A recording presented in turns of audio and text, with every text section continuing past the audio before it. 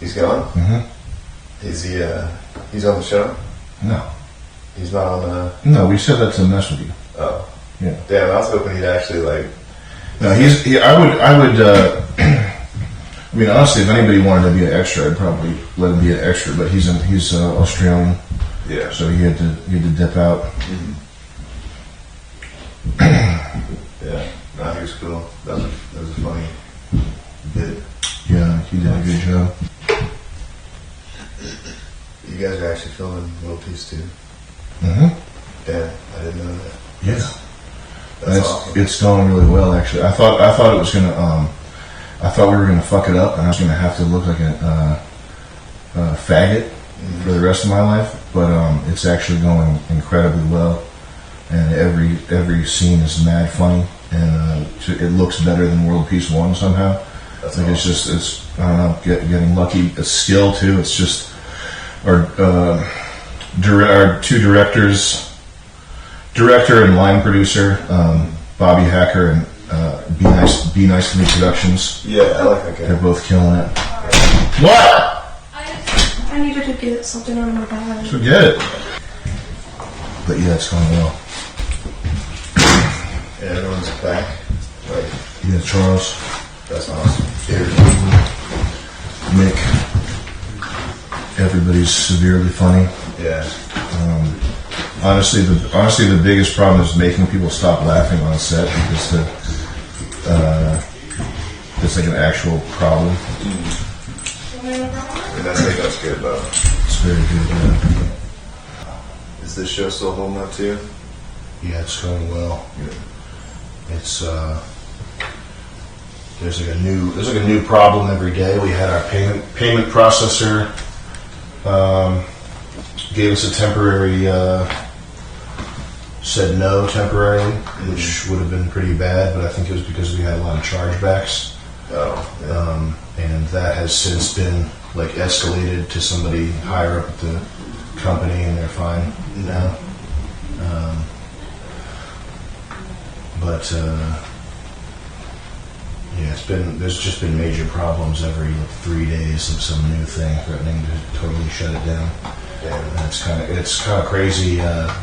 Serendipitous that it's still going. Yeah.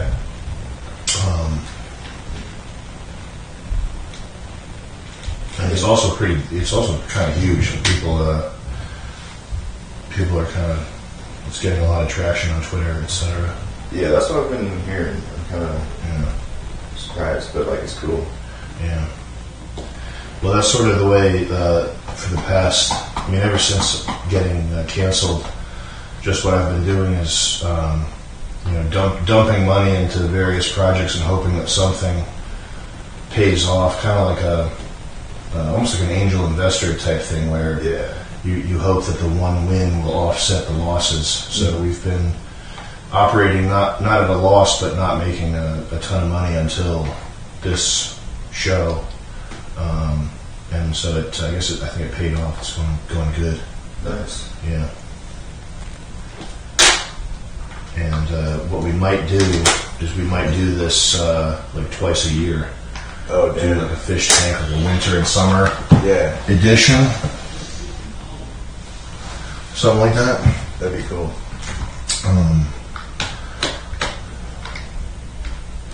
Same house. No, probably different locations. I mean, the location thing is tricky because if we wind up in a town where the police department is less amicable, that would be, which is not something I thought about before starting this, but that's like potentially a huge problem. Fortunately, this place, they're good. That's one thing. Another thing is like contract law. So in certain states, if you sign a contract, it can be essentially meaningless if the court finds. Will Joyride have any fish tank characters? We could write Vance into it. Contract like a non-compete or an NDA in California is useless if the court finds that you've been victimized or that it was unjust or whatever. And some of these people, could argue that they're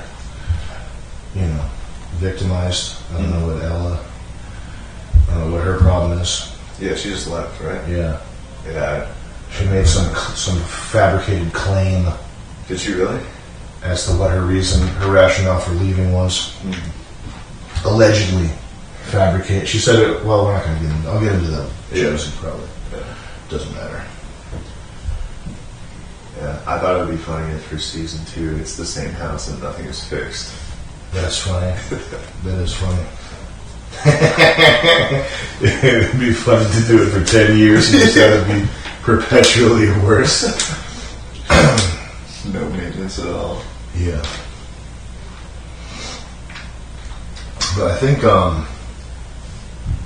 location is important. One of the things that always bothered me about any media was when the locations felt stifled. Like I've never been able to enjoy a movie like Reservoir Dogs.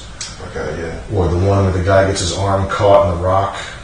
Oh, 127. Whatever, fuck 100, whatever, 28 days, whatever.